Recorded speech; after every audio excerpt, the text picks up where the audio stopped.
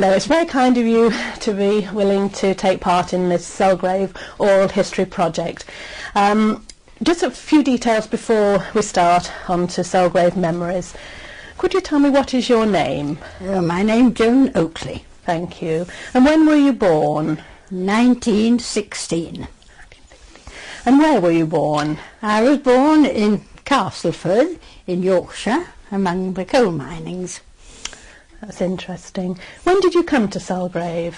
We came about 1977, but of course Robbie had already bought the house. And who is Robbie? My son. Your son? My elder son.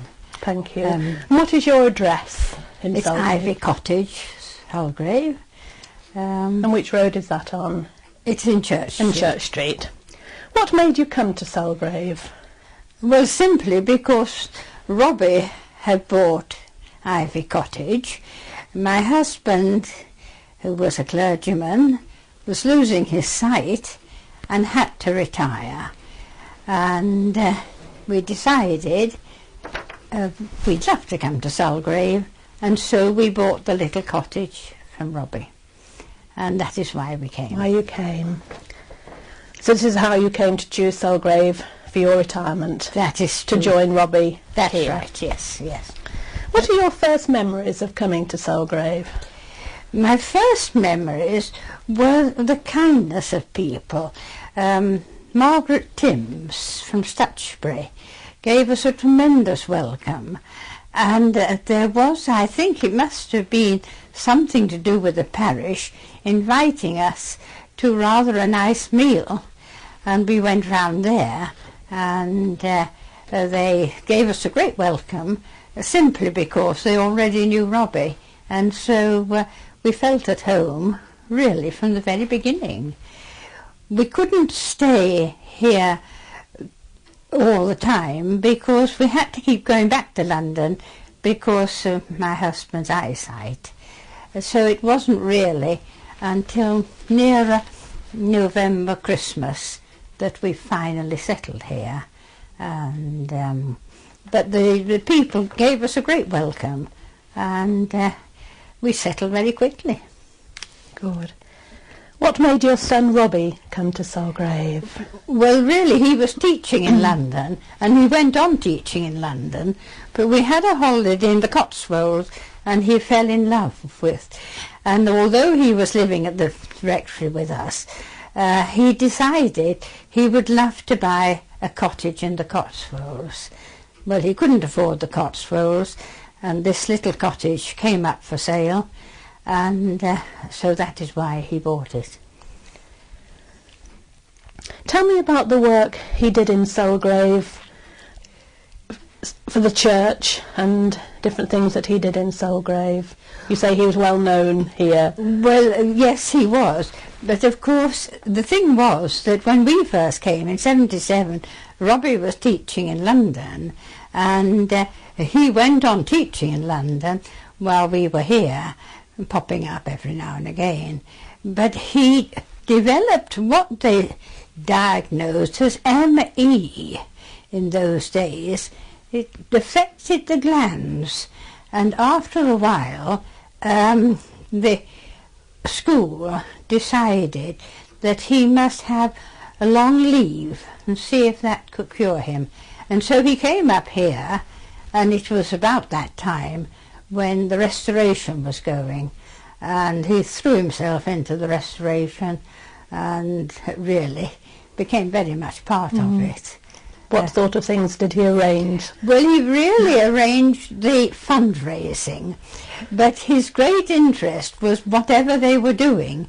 And although very often he would be lying here on the sofa, not very well, but he'd see someone go in church, and somehow he would pull himself together, and up he would go, and now you can't do this, and it was through Robbie that he stopped putting the kitchen in the north porch, because he said one day the porch might be used as a porch, and so we had the kitchen in the vestry. But it was really fundraising went about, getting the money. This sounds fun. What sort of things did he arrange? Well, he arranged, we had here a pizza evening. I think he begged all... Here at home? Here? In the Ivy Cottage, yes. Everyone paid £1, and he got all the pizzas from Tesco's. So we didn't have any overhead expenses, but we had fun like that. And everybody thought of things, and coffee mornings and mini markets and all sorts of things, and everyone joined in, and very often the money began to come in. And he also encouraged people to give things to the church in memory, and he went round and persuaded everybody to give something in memory to the church. And so the restoration went on. And that's been very successful. It was very Yes, successful. he was pleased. Yes, he was very successful. Yes. And of course the Crawleys were here. He was the vicar then, and great friends of Rob's. And it was really a very happy, busy time. A lot of friendship. Oh, tremendous friendship. And we had rather an amusing time when we went over, the pets came to Sulgrave, Dennis and Dorothy, and they invited us to a welcome coffee morning, and we all turned up. It was really their welcome, but we were so used to collecting money that halfway through suddenly said, now something for the restoration, and everybody began to pay out, and the pets were rather, this is really our invitation, not a restoration at all. But you were in the habit of doing it. We were in the habit, whenever we went, we gave, yes, we did. That sounds good, and it was It very was successful. It was a very lovely time, because everyone was just focused on that. It brings people together for an extremely good cause, it was, and you could see it coming to pass, you know. It was really very good. The church has obviously been a very important part of your life. Could you tell me a bit about your work with the children's church? Oh, well, now, it was in Sam Brown's time. It was after George had died, because when we This came... is your husband? Yes, my husband. Because when we came to Sulgrave, because we'd been so involved, we decided we'd just be ordinary parishioners. But after he died, Sam Brown, the vicar then, asked if I could do something with the children. And so we had a service, and we met every Sunday at 11 o'clock. I had a wonderful team, and the children seemed to enjoy it. We had a tremendous number of children, but the church, what pleased me was the church was theirs.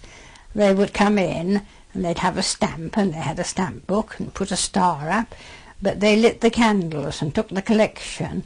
And by this time Simon Crawley was our vicar, and he very kindly let us write in the book, and the children wrote how many of us were there. Is that a register for church attendances? Thank you. And they wrote in that, made funny little remarks, but they were very good. And obviously that appealed to them, the fact that they were taking part and it was their service. Absolutely. It was absolutely. And I was very surprised when they came. We just enjoyed ourselves, and they enjoyed themselves too. And so we started in 85 when we started, and we went on until, I should think we closed about 5 years ago. 5 years ago, yes, maybe? about 90 years, I think. 19 about there. It ran for a good 10 years. Yes. How many children would attend those services? Oh, we always had, up in the 20s, and years roundabout, and families of course came. It was roundabout, yes, 20. That sounds a good one. All ages? All ages, all ages.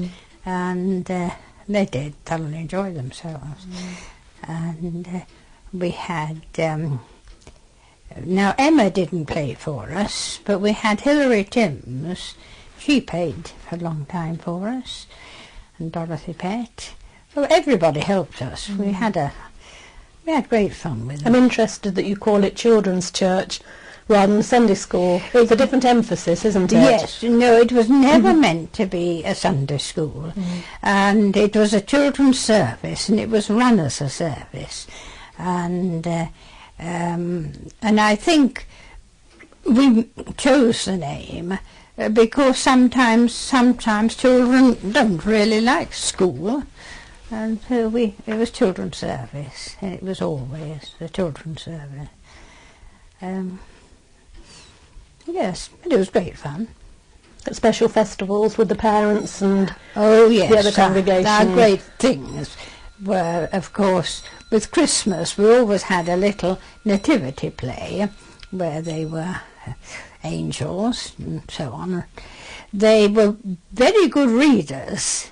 We trained them to read very well in church. We clipped the church. Tell me a little bit about that. It dated back from the time when Packingham Walsh was here. And he was here as vicar. He was the vicar way in the 20s, I believe, but very much loved. And of course, with our children's service, people would come and say, "Oh, why don't you clip the church?" Which of course I'd never heard of. But what does the expression mean? It means embrace. Clipping means embrace. And so we all joined hands and went all the way round the church, and then we clapped because we got round. But that was a great thing. Of course, harvest, they always brought a tremendous lot for harvest. And our mothering Sunday services were always tremendously well attended. The parents came, and then we didn't really have any outings, but one of our families who lived way out, sort of False Way, and they had a farm, and we spent a lovely day with them once. That's Holse near Brackley. That's right, that's right. But otherwise, we didn't have any outings or anything, just the service. Yes, I think that was about all. Yes. But, yeah. And you belong to Sulgrave Mothers Union? Yes. Now there again, of course, when I came, I'd always been a member, and so I joined the Mothers Union here. And Betty Ormond was the enrolling member, and she was really very, very good. And we joined with Thorpe Mandeville. And within some years, her husband died very tragically, and she felt she couldn't carry on. And so another one from Thorpe Mandeville took over. But because she wasn't a church person, Sam Brown wouldn't accept her. And so he came and asked if I would be the enrolling member. And I said I would. And that's how I've remained. But it's a very nice little branch, and they're wonderful people. And we do what we can for the church. Yeah. How would you describe the purpose of the Mothers Union? Well, the purpose of the Mothers Union really is we're a band of women united in prayer, and that is the first thing. We're in prayer. And the other things come, caring and sharing, come because of that. But that is what we are. We don't really have any funds. and what funds we have we give to charity. And some years ago we got in touch with a Hong Kong family, and we adopted a little Hong Kong child, Far, who was very disabled, and she is the one that we send money to, and so on. And one time they brought Far over, so we had a lovely... Who brought her over? Yes, she came here, yes. And we had a lovely day, and the Mothers' Union came and welcomed Far, and the people there. And it's the home of loving faithfulness. What a lovely name. It's a beautiful name. It's a lovely, lovely name. And how is she now? How is she? She is now 13. 13. She's a lovely little girl, and we have photographs of her. And but she was found after a firework display, so badly burned that she really will never walk, and she really won't talk, but she has the most wonderful smile, and so Far. What of her parents? Oh, they never heard of the parents. She was just found abandoned. Yes, right. And she landed up at the home of loving faithfulness.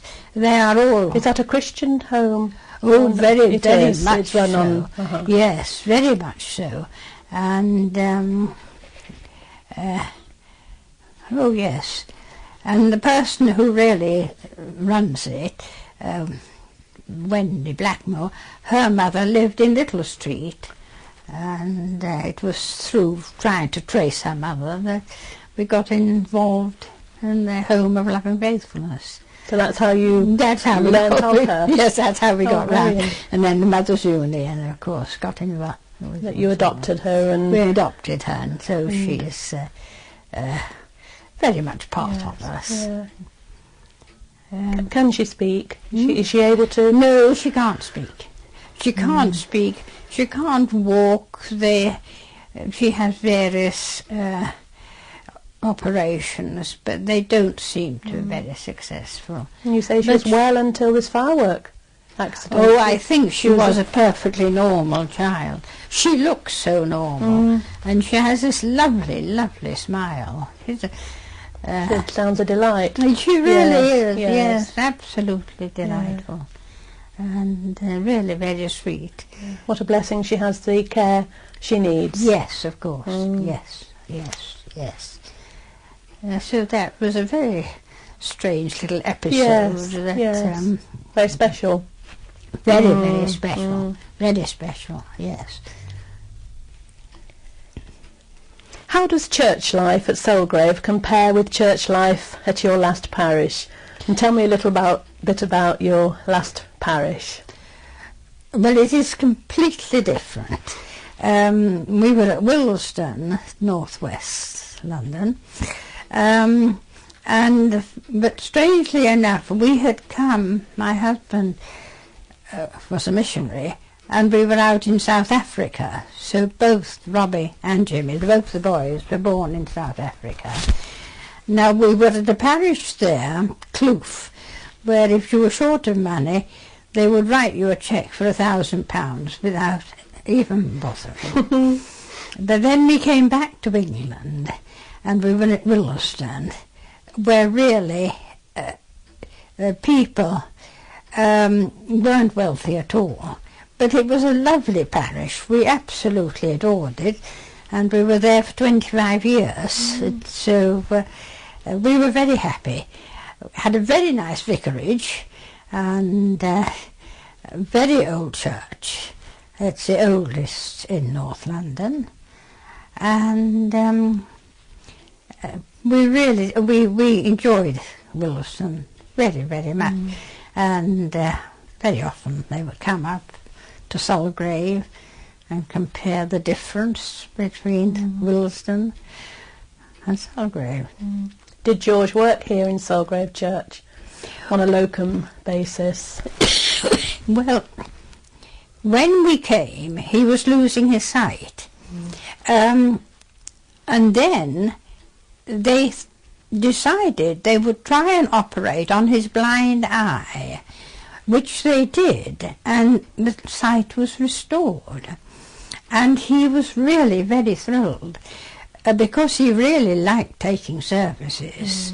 And he took quite a few services here in Sulgrave. And then when they were short of clergymen, Sam Brown asked if he would run Lois Whedon for him. And so we went there for quite a while and ran the services there, which was interesting.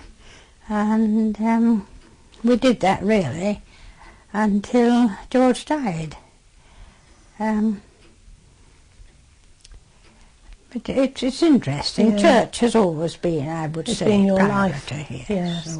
And I know clergy don't retire like other folks. That they do they don't. within retirement. But the joy is, you see, when you retire, they love taking the services, but they don't have to worry if about the the roof. No, Yes. they don't have to worry in that way. He enjoyed retirement and enjoyed taking the services, and they liked him very much. So quite different from your London parish, a Oh country yes, parish. but he was very popular there. Yes. He was very, very popular. Have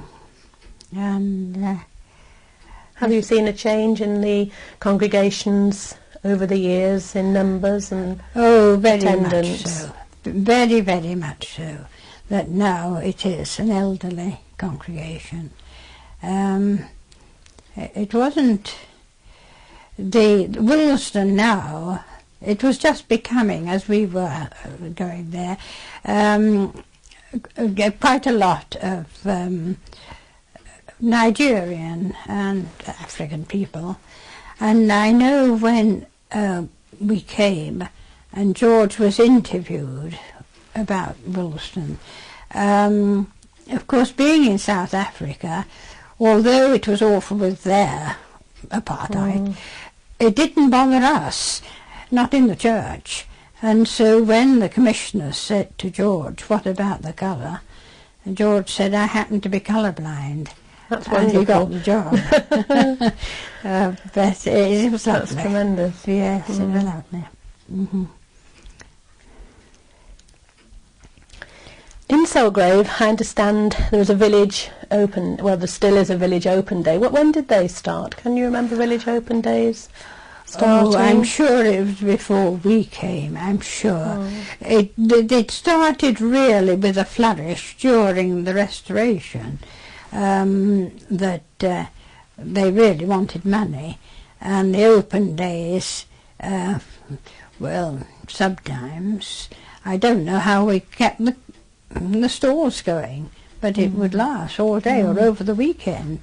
And 2 days, it would run for 2 days. Oh yes, and then they would finish up with a service in church or a concert or something like that.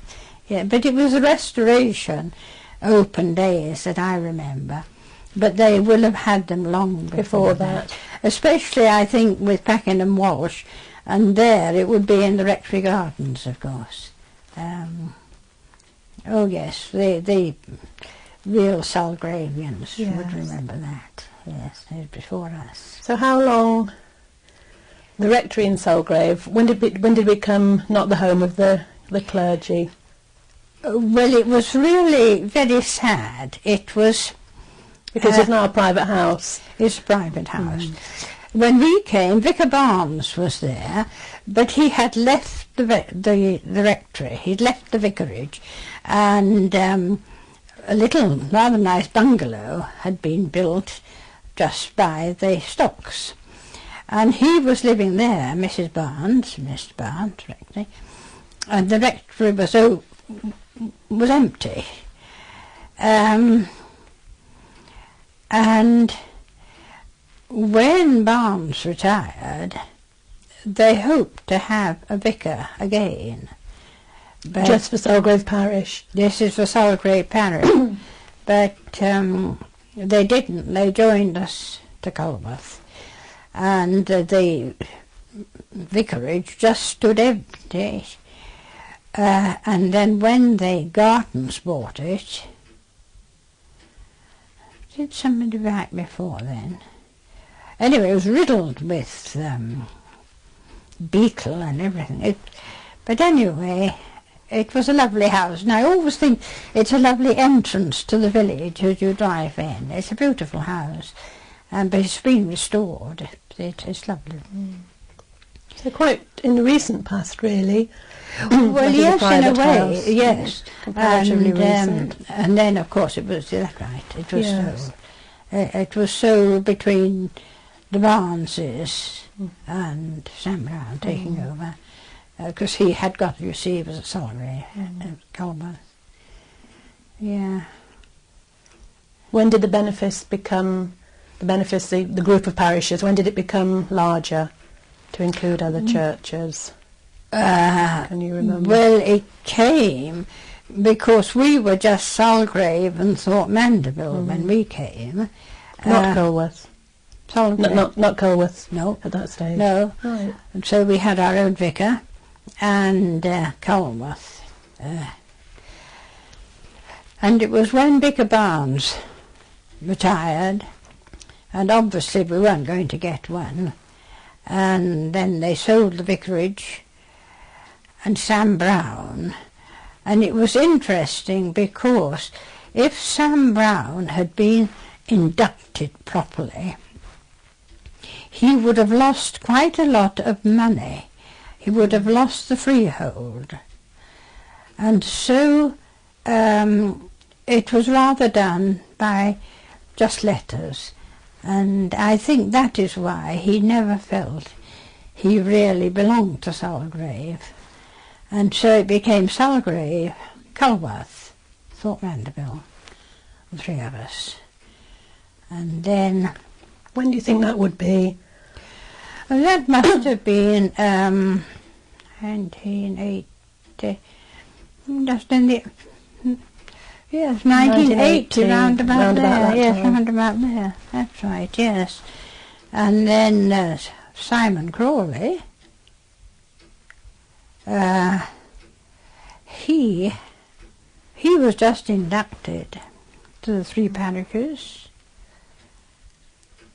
and I can't really remember when Tipping Warden came with us, with Simon Crawley. He had 6 parishes, and Quite an increase. that's right.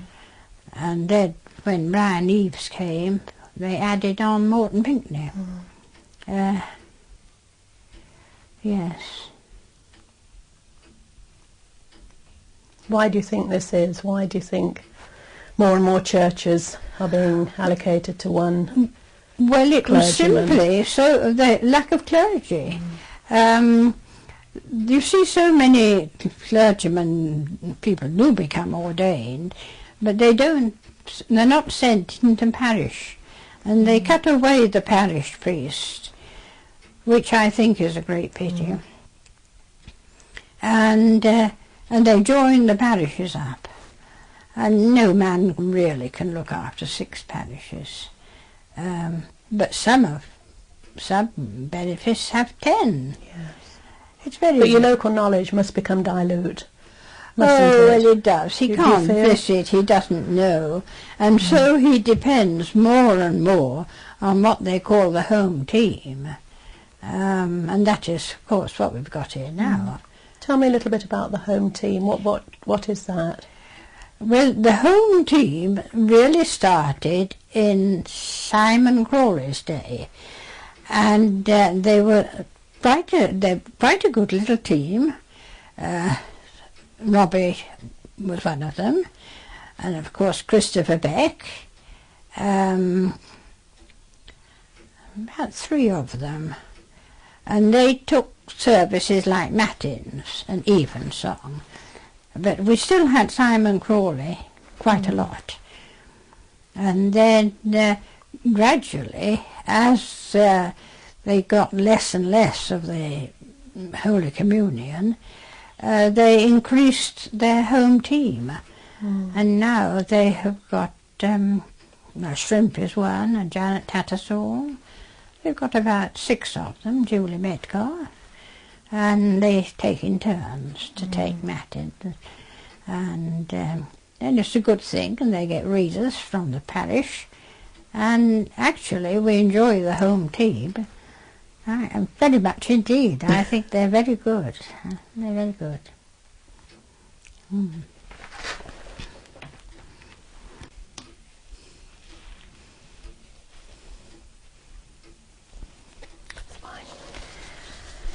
Have you any more thoughts on different events in the village? Anything? Well, I can't think of any great events. I can tell you about my neighbour, if you Please do. When we came, Madge Partridge lived at Dove Cottage next to me, and she was a real character, always very, very smart, and she always loved hats. I've never known anybody have so many hats, and so if there were anyone having a wedding and you wanted a hat, you went to Madge, and she always fitted you up, and she would arrange it on your head, and she would often make a mark on your forehead so you didn't tip it up the back of your hat to be worn. That was Madge. Did she make the hats? No, she didn't make them, but she bought them. And whenever we went out shopping, Madge always bought a hat. She was a great character, and she didn't like you to call before she said she put her face on. Wonderful. It was great fun. Great fun for Madge. Yes. Yeah. And I believe there was a fire nearby to where you live. Yes.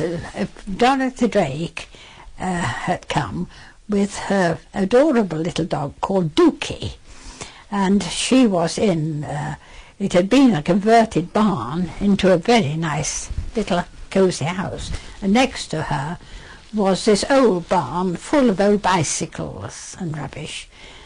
And one day we suddenly saw flames coming out, and I went up with Grace Stacey, and the whole place was on fire, and it was also reached Dorothy. So we had a great rescue getting her out of the house, and she went into the bigger house waiting there, and she suddenly demanded to go back to the house. But we all persuaded her and helped her. No, you can't go back, it's on fire, the fire brigade are there. And it wasn't until later on I said to Dorothy, why did you want to go back to your house? What did you want? And she said, I wanted my cigarettes. I must say, I rather thought it was going to be a family Bible, but it was her It was a cigarette. Just a cigarette. Oh. Lovely story. Yes. And then a little bit further up Church Street, of course, there was Miss Berry with our post office. And that was lovely. Anyone coming to stay at Ivy Cottage, we always said, you must go up and buy a stamp or anything, you must go to our post office. Was that in her own home? It was in her own home, Yes. And it was really just a little counter put up in the kitchen. So you walked in, and there was the counter, but Miss Berry would be in the back of the cottage, either cooking, and the cat would be curled up in front of the fire, and it was absolutely perfect. And she was our postmistress, and a really charming old lady. Everyone absolutely adored Miss Berry. What sort of hours could you go to the post office? I think you could go Go at midnight. Don't think we'd bother. But certainly I can't remember it being closed. And I suppose she must have had a lot of money there, but no, it was just, it was her home. And she would come out from the kitchen, and it was lovely. So was the post box there for the letters? Was the post well, you box? just handed them in. You just handed them to her? There wasn't a right. letterbox. It was just a post office, but you bought everything there. And we were very, very sad when she died. And the sad part was when she died, Emma came round collecting money for flowers. Well, of course, everybody knew Miss Berry, and everybody gave very generously. And so Emma, of course, realised it was no good spending all this money on flowers, and so she, at the next PCC meeting, she suggested that she'd got all this money. We had a lovely wreath, lovely flowers for the funeral, and Emma asked Sam Brown if the money she had collected we could put a tablet in church for Miss Berry. Now we all thought that was lovely, but Sam Brown refused and said to Emma, "You've collected money for flowers, and flowers it must be." We didn't quite agree with Sam Brown, so a bench was bought in memory of Miss Berry, and that is in the churchyard. In the churchyard. That is in the churchyard. And is there a plaque? A little plaque on the... In the back, yes, that was for Miss Berry. And then, of course... Did she still work to quite an older age? Oh, yes. Oh, yes. Beyond retirement. That's right. I'm sure she died in situ. Did she? I'm sure she did. I can't remember it closing. Just Miss Berry died. And then we were out to post office. Yes. Very good. Could you tell me a little bit about the school, the primary school in the village? Oh, well, I miss, when it closed, I must say I missed the school, because it was lovely. You walked down the village and the children came to the gate. And of course it was a lovely draw we had. They always danced the maypole, and it was lovely. And could you see this as villagers? You could see the maypole? Oh, yes. Was it in the schoolyard? I know they put it up in the field. Oh. No, I think it was come in one of the open field. things. Yes, yes. It was very sad when it closed, but when Mrs. Nicholson, who was a lovely headmistress, took over Colworth, and the numbers were going down very much, it was obvious it should close. But I miss the children, and always went if they were putting a concert on or anything like that. I was very fond of the school. So the school was very much part of the community? Oh, very much, yes. And of course you could always call on the school, whatever you were doing, the children. And but there weren't very many children that went to the school. The numbers went down, and most of the children seemed to go to the private schools, which was very sad. Yeah. Later on, after you've been here some while, your sister and her husband Yes, that was a great joy. But in the 80s, they decided to leave Sussex and come up here, and they found this lovely little house in Little Street, and for the first time in our lives, my sister and I were really close together, because we've been all over the world, and it was really absolutely lovely time. And then, of course, Morris decided, fancy having 6 bells and nobody ringing them, and so he went round and persuaded to get the bell ringers going again. And Joyce was a most beautiful needlewoman and great asset to everything Mother Judy did, and it was absolutely lovely having them here. And of course now they're They're both buried in the Remembrance Garden. But it was a lovely time having them here.